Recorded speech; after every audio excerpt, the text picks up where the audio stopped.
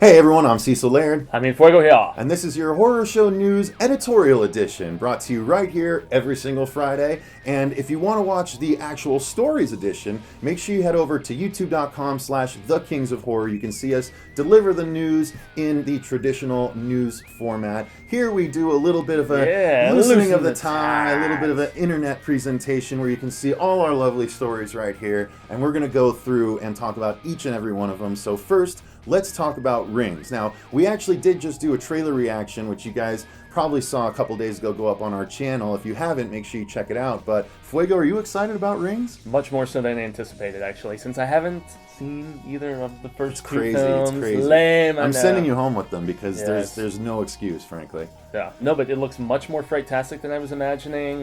Good update as far as modern technology and stuff like that goes. Because even as we were sitting down to watch it, I was like, doesn't this have to do with VHS tapes and silliness like that? How is this going to work? But yeah, very primely updated, and yeah, it looks good. Yeah, I think so too. I'm actually really excited about it. I love those initial two movies. Naomi Watts was She's in both of them, right? She was in both of them, but she was sort of my least favorite part of both of them. Not that she was bad, it's just that I liked everything else about the movies more.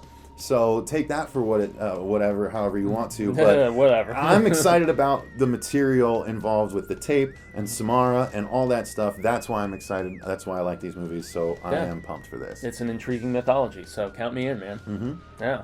So my first story was actually one that we have been waiting for a sequel of for quite a while. Zombieland 2. It was originally supposed to be an Amazon TV series. I guess the pilot did not get picked up. No dice. That did not have Woody Harrelson or Jesse Eisenberg or any of the big names. But I guess Woody is apparently on board for this new one, and they were doing a script reading. So hey, who knows what's going to happen, man? Yeah, and the two writers were talking about it on Geeking Out, and they seemed pumped to get back into actually writing in the world. So I'm excited. I think if Woody Harrelson is on board and doing the script read-throughs, I don't know what Jesse Eisenberg's got going on. I know Abigail Breslin might come back because she just did the Arnold Schwarzenegger zombie movie not too long ago. Yes. And then Maggie, right?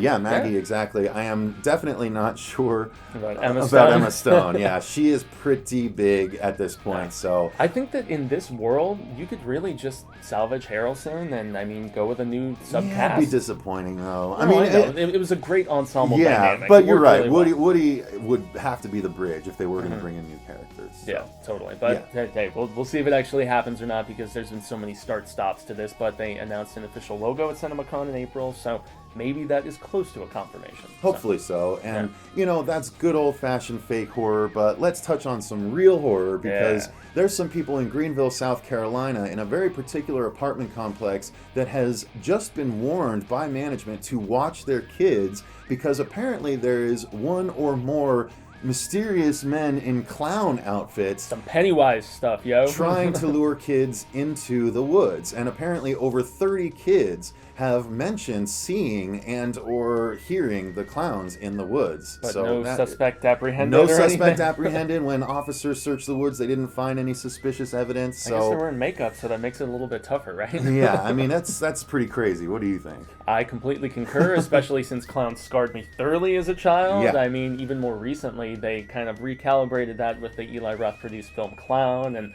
I felt like they just emerged with that scare factor. So yeah, and I think they reemerged with the scare factor with Twisty 2 years ago on American Horror Story. Touché, sir. I've actually seen that guy around our show. Yeah, he's stopped by every now and again. It's pretty nuts.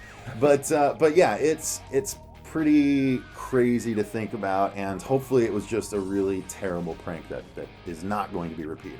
Well, at least it didn't involve death like our previous real-life story about Pokemon Go. So. Yeah, that was pretty bad. Indeed. So my second story was actually about a property that is, once again, similar to the Zombieland 2 thing, languished in is it ever going to happen?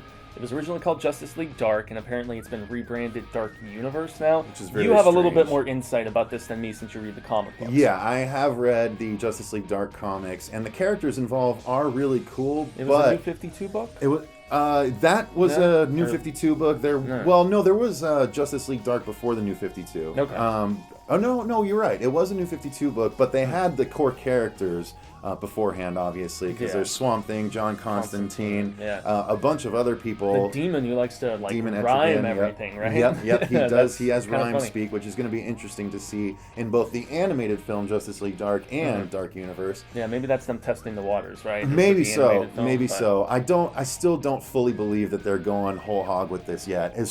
Because I mean, when you think about it, all the backlash for DC recently has been too dark, and then they were going to release a movie called Justice League Dark. I don't think that would have flown for people. No, probably not. Although, curious choice with Doug Liman. I just don't really. I mean, I loved his early stuff like Go and Swingers, but I never saw the Bourne. What was it? Bourne Identity. I think he did the very first one before Greengrass stepped in. So, what have you done for me lately? I'm just wondering if he's a good fit for this.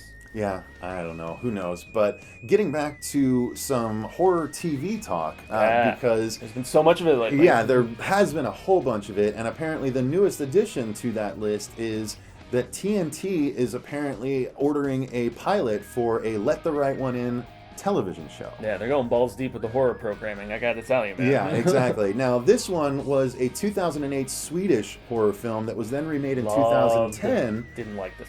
I liked them both. It's ridiculous to not like one because it's the exact same film, just done in America. Yeah. But it's got Chloe Grace Moretz. Which one did you see first?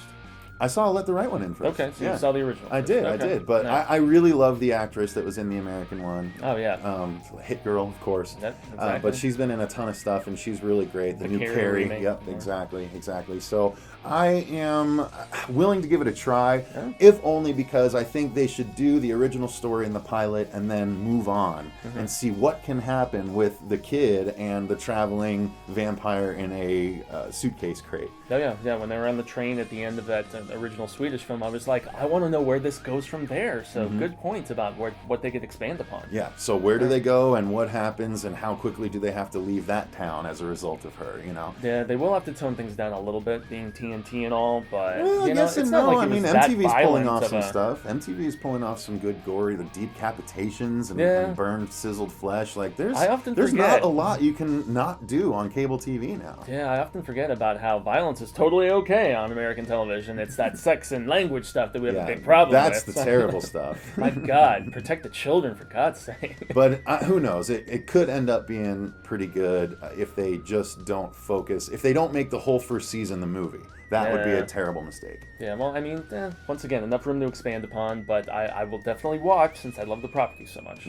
Now, with Halloween coming up, my last story was all about Trick or Treat 2, the fact that Sam is actually going to be like a digital decoration thing that people can own. I don't know if it's like a VFX or like, I don't know, illuminating light or something. I didn't really read too much, but Atmos FX, they're the ones behind it. But Doherty, the director and writer who did Krampus recently, that I know you and I weren't quite so fond of, but everyone's holding out hope for that second Trick or Treat. And then he proceeds to say there's going to be a third film as well. Yeah, that's pretty rad status. Yeah, he knows there's enough of a fan fervor that he could definitely pull it off. And I think what he must have done was like, taken a while to think, okay, how can I do Trick or Treat 2 because it's this little New England town and it's going to be very similar. But then a switch must have flipped in his head where he's like, you know what, I don't have to keep it there. Sam can be all over the place. Yeah, go inner city, go to like a big that always makes me a little iffy because listen, when Leprechaun went to the hood and when or space, everything ends up in the hood at some point for a sequel, and that's a little scary for me. So I'm hoping they don't go like in the hood rather than just in a city. Well, I mean, didn't they kind of explore that a little bit with Tales of Halloween, the one that you and I liked so much last year? I mean, granted, it was like in what seemed to be a larger suburb, but they also went a little more like the one particular fight that was like in the alleyways and stuff that had like the horned demon type guy. Yeah. No. I mean, I'm not saying they can't do horror in the cities. I'm just saying it doesn't don't need go to the be cliched route. Yeah, exactly. Yeah, well, I'm excited regardless because I still think that's one of the best anthology films like ever made. Especially the second or third segment, the one with the kids going off in the in the bus. I enjoyed all Lord, of it. I thought the entire thing was good. That's one of the few anthologies you can point to and say that there wasn't a truly weak segment in them all. Yeah, the werewolf stuff is just okay, but Yeah. It wasn't weak, though. It was still okay. Yeah, it was all solid. That's the Touche, point I was senor. making. Yes, and here I am contradicting. Gerbs. All right, guys. Well, I think that's going to cover what we thought about this week's stories. Thanks very much for watching, and remember you can tune in every single Friday right here to see what we think of this week's stories, which again, you can go to youtube.com/thekingsofhorror to see us deliver the stories properly, and then come back here and watch us do this. But for now, thanks very much for watching. I've been Cecil Laird. Gracias, I've been Jaime and Fuego. And until next time, remember, stay scared.